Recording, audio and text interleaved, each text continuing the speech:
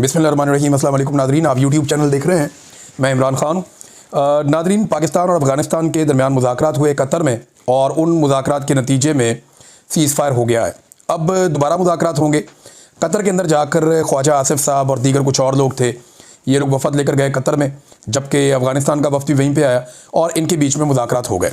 मुज़ाकरात का पहला दौर जो है उसको कामयाब करार दिया गया कतर की जानिब से और ये कहा गया कि जनाब मामला तय हो गए हैं और फ़िलहाल सीज़ फायर है। दोनों ममालिक एक दूसरे की सरजमीन का एहतराम करेंगे, यानी पाकिस्तान कोई एरियल स्ट्राइक नहीं करेगा, ड्रोन अटैक नहीं करेगा अफ़गानिस्तान में, जबकि अफ़गानिस्तान भी पाकिस्तान के अंदर किसी किस्म का कोई अटैक नहीं करेगा और दोनों कोशिश करेंगे कि एक दूसरे के खिलाफ उनकी सरजमीन इस्तेमाल ना हो।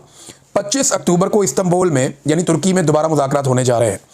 अब कतर और तुर्की दोनों का शुक्रिया अदा किया पाकिस्तान की जानिब से। देखें, ये मुज़ाकरात जो हैं वो कतर की जगह काबुल में हो सकते थे, इस्लामाबाद में हो सकते थे, पेशावर में हो सकते थे और ये बिल्कुल हो सकते थे। ऐसा कोई दूरियां थी नहीं दोनों मुल्कों के बीच में, लेकिन मौजूदा जो हुक्मरान है पाकिस्तान के अंदर और अफ़गानिस्तान के अंदर, वो इसमें मुकम्मल तौर पे नाकाम रहे।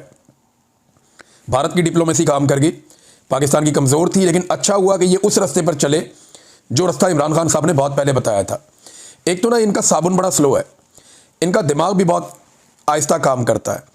इमरान खान ने बहुत पहले कहा था कि आपको अगर दहशतगर्दी ख़त्म करनी है तो आप अफ़गानिस्तान के साथ बैठ जाइए, उसके साथ बैठ के आप बात कीजिए। दूसरा, इमरान खान ने कहा था कि जो कबायली जरगे हैं, मकामी कबाइल हैं, उनको एतमाद में लीजिए। खैबर पख्तूनख्वा की हुकूमत को भी एतमाद में लिया जाना चाहिए और फिर आपका दहशतगर्दी का मसला तेज़ी से हल होगा। ताकत का इस्तेमाल खाली किसी मसले का हल नहीं होता, उसके साथ आपको बहुत सारी पॉलिटिक्स और दीगर चीज़ें करनी पड़ती हैं। अब इमरान खान साहब की बात का एक हिस्सा तो इन्हें समझ आया।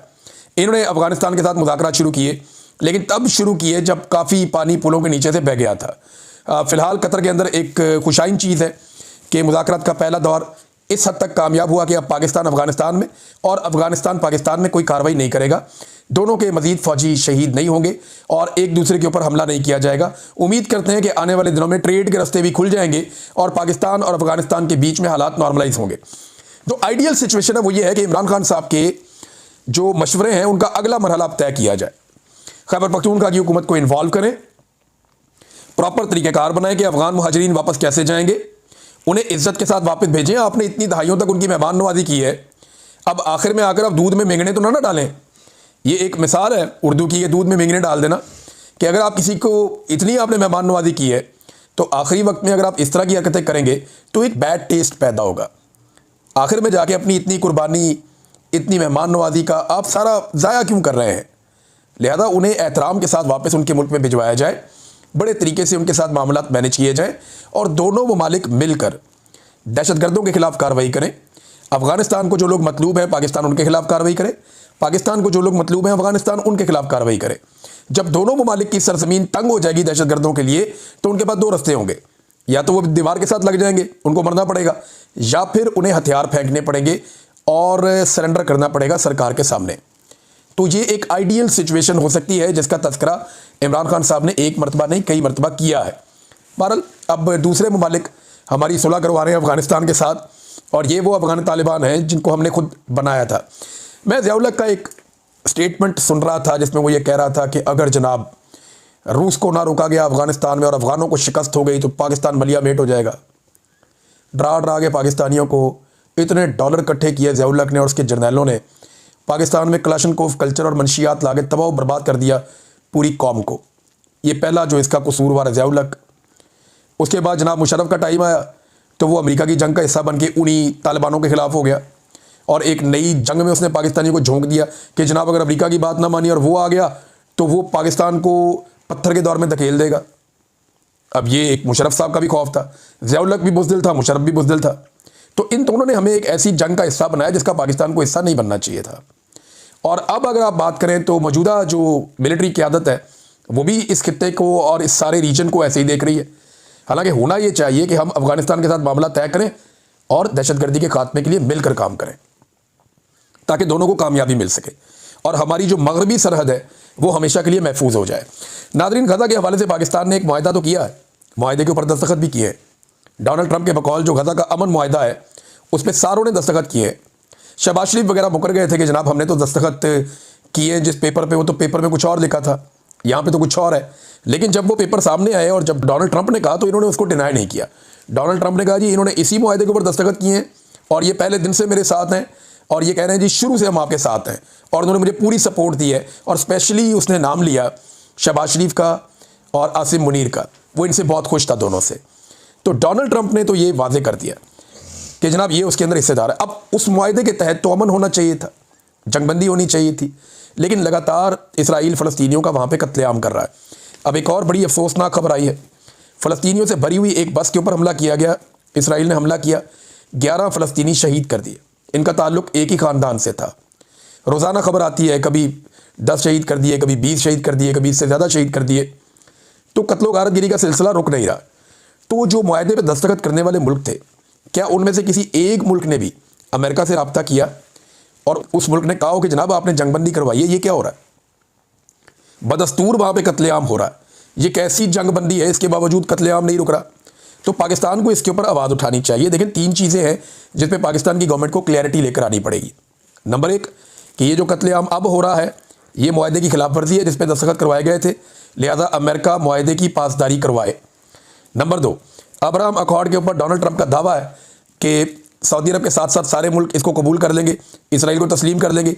तो क्या पाकिस्तान करेगा या नहीं, इसमें क्लैरिटी लेकर आए। तीसरा, डोनाल्ड ट्रंप ने खुद कहा कि उनकी फ़ौज वहाँ जाएगी ज़रूर, लेकिन हमास को गैर मुसल्लह करने का काम उनकी फ़ौज नहीं करेगी, वो और लोग करेंगे उनके लिए। तो और लोग जो हैं वो फ़ौजी होंगे जो ये काम करेंगे। तो बाकी फ़ौजें तो इंडोनेशिया की, पाकिस्तान की और कुछ और जगहों से जा रही हैं। तो पाकिस्तान इसमें भी क्लैरिटी लेकर आए कि क्या पाकिस्तान वहाँ फ़ौज भेज रहा है, और अगर भेज रहा है तो किस काम के लिए भेज रहा है, और क्या वो हमास के साथ कोई मुज़ामत में या हमास के साथ किसी मुखालफत में जाएंगे, या वो इसराइल के ख़िलाफ़ वहाँ पे जा रहे हैं, किस काम के लिए जा रहे हैं, इसके अंदर भी क्लैरिटी लेकर आनी चाहिए। नाज़रीन, इसमें एक और ख़बर है कि क्या पाकिस्तान को अब्राहम अकॉर्ड ज्वाइन करना चाहिए। इस पर फ़वाद चौधरी साहब बेसिकली एक लिबरल आदमी है, फ़वाद चौधरी साहब, और इस एक्सट्रीम पे वो चले जाते हैं कि यानी वो कहते हैं कि तहरीक लब्बैक के लोगों को अगर गोलियां भी मारी गई, कुचला भी गया तो भी ठीक है। हत्ता कि वहाँ पे मेरे ख्याल में मैंने काफ़ी सारी लाशों की तो तस्वीरें मेरे पास हैं जो तहरीक लब्बैक वाले भेजते रहे। बंदे तो मरे हैं, देखें अब आप कितना छुपाएंगे। आप लाशें छुपाने का एक हुनर तो आता है पाकिस्तान के अंदर सिक्योरिटी फोर्सेस को, पहले भी छुपाई हैं फिर छुपा ली, लेकिन अब ये लोग दावा कर रहे हैं जी मरा ही कोई नहीं। तहरीक लब्बैक वाले अभी भी उन्होंने जाके अदालत में कहा कि जनाब हमारी लाशें हमें वापस की जाएँ। आप ज़रा पंजाब में माहौल खोलें ना, लोगों को तंग करना बंद करें, और फिर आप लोगों से पूछें, एक इश्तिहार चला दें पाकिस्तान टेलीविज़न पे कि जिसका बंदा वापस नहीं आया या जिसकी लाश है वो रब्ता करे, तो आपको पता चल जाएगा। एक जुडिशल कमीशन बना दें। अगर तो देखें ना तहरीक लब्बैक वाले झूठ बोल रहे हैं या जो मकामी अफराद हैं वो झूठ बोल रहे हैं, तो एक कमीशन बना दें, पता चल जाएगा कितने लोग शहीद हुए और कितने नहीं हुए। तो फवाद चौधरी साहब चले जाते हैं, वो बड़ा उनका लिबरल किस्म की एक अप्रोच है। तो उन्होंने एक सर्वे करवाया क्या पाकिस्तान को अब्राहम अकॉर्ड ज्वाइन करना चाहिए। इस पर 37,397 वोट पड़े, जिनमें 85.1% वोटर्स ने कहा कि पाकिस्तान को अब्राहम अकॉर्ड का हिस्सा नहीं बनना चाहिए, यानी पाकिस्तान को इसराइल को तस्लीम नहीं करना चाहिए इस तरीके से। और 9% लोगों ने कहा कि हाँ कर लेना चाहिए, बहुत थोड़े हैं 9%। जबकि 5.8% लोगों ने कहा कि हमें मालूम नहीं, हम इसके ऊपर राय नहीं देना चाहते। लेकिन 85.1% लोगों ने कहा कि अब्राहम अकॉर्ड को पाकिस्तान को तस्लीम नहीं करना चाहिए या उसका हिस्सा नहीं बनना चाहिए।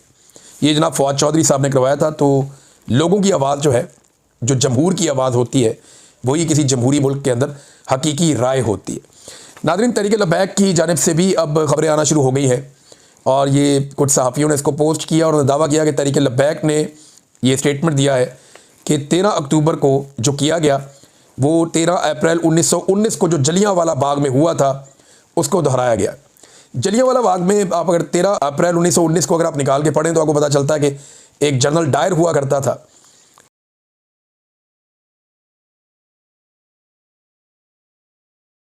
और मसाजिद जो बंद कर दी गई हैं उन्हें वापस खोला जाए। अब मैं एक चीज़ आपको और बताता हूँ, मेरे एक सोर्स है उसने मुझे ये बात आज से कुछ अर्सा पहले बताई थी, और बड़ी डेंजरस ये बात है, बड़ी खौफनाक है। और ये मेरा सोर्स जो है वो इस वक्त गवर्नमेंट का हिस्सा है।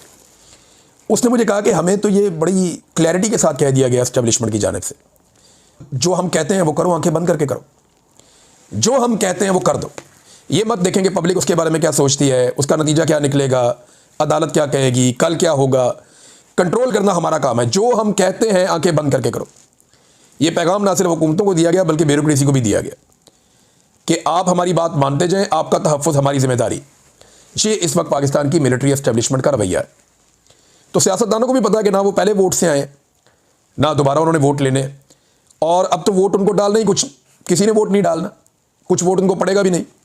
तो उनको भी इस बात का आइडिया है कि जब तक एस्टेब्लिशमेंट को वो ज़िंदा रख सकेंगे तब तक वो खुद ज़िंदा रह सकेंगे। लिहाजा वो एस्टेब्लिशमेंट की सहूलतकारी कर रहे हैं इस उम्मीद पर कि एस्टेब्लिशमेंट उनकी सहूलतकारी करेगी। लेकिन जितना मैं मिलिट्री एस्टेब्लिशमेंट को स्टडी कर चुका हूँ आज तक, या जितने भी हमारे सीनियर लोग हैं, वो ये कहते हैं कि ये बहुत बुरे धोखेबाज है, ये ऐसा धोखा देंगे, इनसे काम भी करवाएंगे, बाद में इन्हें जूते भी मारेंगे और इनका बेड़ा गर्क भी कर देंगे, और ये पूरी दुनिया होता हुआ देखेगी भी। नाज़रीन, कुछ नौजवानों ने एक ट्रेंड चलाया हुआ पाकिस्तान में, मैं वो देख रहा था, मुझे बड़ी तकलीफ हुई। अच्छे खासे नौजवान है, कोई मुंह पे उंगली रख के बैठा हुआ है, कोई आंखों पे हाथ रख के बैठा हुआ है, और एक खामोश एहतजाज कर रहे हैं तहरीके लबैक के ख़िलाफ़। जो एक ऑपरेशन हुआ, सानिया हुआ, उसके ऊपर कोई मुंह पे टेप चढ़ा रहा है, कोई मुंह पे उंगली रख रहा है, कोई आंखों के ऊपर हाथ रख रहा है कि मैं देख नहीं रहा, मैं बोल नहीं रहा। ये खामोश एहतजाज है। देखिए, मैं नौजवानों से ये कहना चाहता हूँ कि ऐसा एहतजाज उन मुल्कों में होता है जहाँ पे जमहूरियत होती है, इंसानी हुकूक होते हैं, जहाँ पे जमहूरी इक़दार होती हैं, जहाँ पे गैरत बाकी होती है, जहाँ पे इंसानियत बाकी होती है। ये उन मुल्कों के अंदर होता है। जिस मुल्क के अंदर आप रहते हैं और जहाँ पे ये सानिया हुआ है, वहाँ पे ये सारी चीज़ें ख़त्म हो गई। अगर बांग्लादेश के और नेपाल के और श्रीलंका के नौजवान मुंह पे उंगलियां रखते और आंखों के ऊपर हाथ रखते तो वहाँ पे कभी तब्दीली नहीं आती। उन्होंने मुंह पे उंगली नहीं रखी, उन्होंने चिल्लाकर अपनी आवाज़ उठाई, उन्होंने आंखों पे हाथ रखने के बजाय अपनी आंखें खोली और लोगों की भी आंखें खोली। तो ये एक मैयल सा एहतजाज करने से कुछ नहीं होगा। ये वक्त है मुज़ाहमत करने का। नौजवानों को मुज़ाहमत करनी चाहिए। अगर वो गलत चीज़ देखते हैं तो उसके खिलाफ आवाज़ उठाएं, उसे रोकने की कोशिश करें। जुल्म के खिलाफ खड़े होना बहुत ज़रूरी होता है, उसके आगे बंद बांधना बहुत ज़रूरी होता है। और म्यूज़िक लगाया जा रहा है कि ऐसे दस्तूर को, सुबह बेनूर को, मैं नहीं मानता, मैं नहीं मानता। आजकल बड़ा वायरल है ये म्यूज़िक। ये म्यूज़िक से इनकलाब नहीं आएगा। आप अपने मुंह पे उंगलियां रखेंगे, इससे आपको इंसाफ नहीं मिलेगा। आप अपनी आंखों पे हाथ रखेंगे, आपको इंसाफ नहीं मिलेगा। आप मुंह पे टेप चढ़ाएंगे, आपको इंसाफ नहीं मिलेगा, आपको बोलना पड़ेगा। देखें, मैंने कितनी मार खाई और बेशुमार लोगों ने बहुत मार खाई। बोल रहे हैं ना, काम कर रहे हैं। अगर चुप करके बैठ जाते तो बात खत्म हो जाती। मैंने बहुत पहले एक शेर सुनाया था पाकिस्तानियों को कि सुना है शहर की खामोशियों पे कहर टूटेगा, किसी का जिस्म बोलेगा, किसी की ज़ात बोलेगी। तुम्हें मालूम है कुछ बोलना कितना ज़रूरी है? अगर खामोश हो जाओगे तो फिर मात बोलेगी। मात, शिकस्त। शिकस्त आदमी तब खाता है जब बंदा उसको तस्लीम कर देता है कि हाँ मैं हार गया। जब तक आप हार नहीं मानते, आपका मुकाबला जारी रहता है। तो मेरा पाकिस्तानियों से उम्मीद है कि आपसे इससे बेहतर की उम्मीद है। आपने मुंह पे उंगली रख ली और आंखों पे पट्टी बांध ली, फिर तो आप फारिग हैं। कुछ लोग ऐसे हैं जो धोखा भी देते हैं। मिसाल के तौर पे हाफिज़ नईमुर रहमान साहब हैं। मैं सेनेटर मुश्ताक साहब का इंटरव्यू सुन रहा था और मैं हैरान हो रहा था कि ये क्या चल रहा है इस मुल्क में।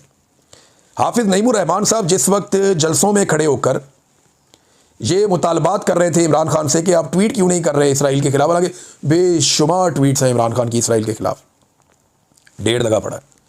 ट्वीटों का एक लंडा बाजार है और ट्वीटों से कुछ नहीं होता। इमरान खान ने बहुत ट्वीट किए, बड़े स्टेटमेंट दिए हुए हैं और सबको उनकी पोजीशन पता है। उन्होंने कहा इमरान खान साहब ने कि जनाब ये फ़लस्तीनियों को उनका हक मिल जाए, उसके बाद आप अगली बात करें। इमरान खान साहब ने एक दफ़ा नहीं कई मरतबा कहा। तो हाफिज़ नईमुर रहमान साहब इमरान खान साहब से तो मुतालबा कर रहे थे कि आप ट्वीट करें, लेकिन उन्होंने कुछ भी शहबाज शरीफ को या आसिम मुनीर साहब को नहीं कहा जो डोनाल्ड ट्रंप साहब से मुआहदा करके आए थे। और सेम टाइम में जब वो इमरान खान से मुतालबा कर रहे थे कि आप ये वाली ट्वीट करें, उसी वक्त वही हाफिज़ नईमुर रहमान साहब बकौल सेनेटर मुश्ताक के कोशिश कर रहे थे कि सेनेटर मुश्ताक गज़ा ना पहुंच पाएँ। अंदाज़ा करें आप। अब इसको मुनाफ़कत ना कहें तो क्या कहें। अब इसके ऊपर जो क्लैरिटी है वो तो हाफिज़ नईमुर रहमान साहब ही दे सकते हैं, जमात इस्लामी के अमीर। हम तो इस पर कोई बात भी नहीं कर सकते क्योंकि इतना बड़ा इल्ज़ाम लगा दिया। और सेनेटर मुश्ताक को मैं जानता हूँ, वो झूठ नहीं बोलते। वो बड़े दिलगिरफ्ता थे जब उन्होंने ये बात कही। उन्होंने कहा इन्होंने पूरी कोशिश की जमात इस्लामी की क़यादत ने कि मुझे रोकें कि मैं किसी तरह गज़ा ना पहुँच जाऊँ, और मैं बड़ी कोशिश करने के बाद गज़ा पहुँचाऊँ। और जब वो गज़ा में वहाँ पकड़े गए, इसराइल ने उनको पकड़ लिया, तो साथ ही उन्होंने कहा जी हमारा सेनेटर, हमारी जमात के, पहले उनको ओन नहीं कर रहे थे, पहले उनको रोकने की कोशिश कर रहे थे। अब ये क्या मुनाफ़कत है, मेरी तो समझ से बाहर है। बहरहाल सेनेटर मुश्ताक ने एक और बात भी कही है। उन्होंने कहा कि अगर पाकिस्तान के तमाम मसाइल हल करने हैं तो पाकिस्तान के जो मसाइल का हल है वो सिर्फ कैदी नंबर 804 का जो मैंडेट है चोरी शुदा, वो उसको वापस करने में। आप उसका मैंडेट वापस करें, पाकिस्तान के मसाइल हल होना शुरू हो जाएंगे। नाज़रीन, खैबर पख्तूनख्वा से कुछ डेवलपमेंट्स हैं वो मैं आपके साथ शेयर कर देता हूँ। सबसे पहले तो ये है कि IG खैबर पख्तूनख्वा को एक हुक्म दिया है सुहेल अफरीदी ने, और वो हुक्म ये है कि अब कोई भी social media activist Khyber Pakhtunkhwa से गिरफ्तार नहीं होगा, ना ही कोई उसको उठाकर वहाँ से ले जाएगा।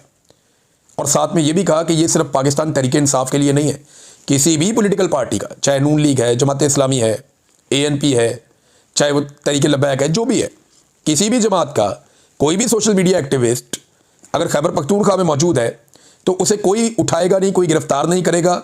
ये इसकी ममानियत हो गई और ये हुक्म जारी किया है इस वक्त जो सुहेल अफरीदी साहब हैं, मौजूदा खैबर पख्तूनख्वा के वज़ीर आला, उन्होंने। उसके अलावा उनके एक और बयान से ये पता चलता है कि जो धांधली करने वाले ब्यूरोक्रेट थे, जिन्होंने ये प्रिजाइडिंग ऑफिसर लगे हुए थे, रिटर्निंग ऑफिसर्स लगे हुए थे, जिन्होंने धांधली में बड़ा किरदार अदा किया था, गंडापुर पे बड़ी तनकीद हुई जब वो वज़ीर आला बने तो उन्होंने उनके खिलाफ कोई एक्शन नहीं लिया। हालांकि पहले वो कहते रहे कि जिन अफसरान ने धांधली के अंदर किरदार अदा किया है उनके खिलाफ एक्शन होगा। और इस एक्शन के लिए ना तैमूर झगड़ा साहब ने पूरी एक ग्राउंड बनाई हुई है। बाकायदा एंटी करप्शन में जाके कुछ अफसरान ने ये बयानात दे दिए हैं कि जनाब हमने तो कोई और रिजल्ट बनाया था, ये तो रिजल्ट उससे मुख्तलिफ है जो फॉर्म 47 में, ये जाली रिजल्ट है जिसके ऊपर तैमूर झगड़ा को हराया गया है। अब ये जिन अफसरान ने बयानात दिए हैं, इस मामले को रोकने की इलेक्शन कमीशन पूरी कोशिश कर रहा है, लेकिन एंटी करप्शन में ये मामला चल रहा है। अब सुहेल अफरीदी साहब ने इस बात का इंदिया दे दिया है कि कमबख्ती आएगी उन अफसरान की जिन्होंने खैबर पख्तूनख्वा के अंदर धांधली की थी। काबीना का अभी तक अनाउंसमेंट नहीं हो सका, खैबर पख्तूनख्वा की मुशावरत उसके ऊपर जारी है। इमरान खान साहब से मुशावरत का इंतजार है कि उनसे मुलाकात हो जाए तो मुशावरत हो जाएगी। वैसे इमरान खान साहब की मुलाकात होगी ना सुहेल अफरीदी से, तो ये बात तो पक्की है कि निज़ाम बड़े गौर से सुनेगा, कैमरे भी बड़े टाइट करके लगेंगे, खुफिया माइक्स भी लगेंगे, बहुत सारी चीज़ें वहाँ लगाई जाएंगी, पूरी बगिंग की जाएगी ताकि एक एक लफ्ज़ और एक एक एक्सप्रेशन नोट किया जाए कि इमरान खान साहब सुहेल अफरीदी को क्या कहते हैं और वो वहाँ से क्या पैगाम लेकर जाते हैं। निज़ाम एक एक चीज़ को नोट करेगा जब ये मुलाकात होगी, ताकि उसके बाद वो अगली हिकमत अमली बना सकें। फ़िलहाल तो मुलाकात नहीं करवाई।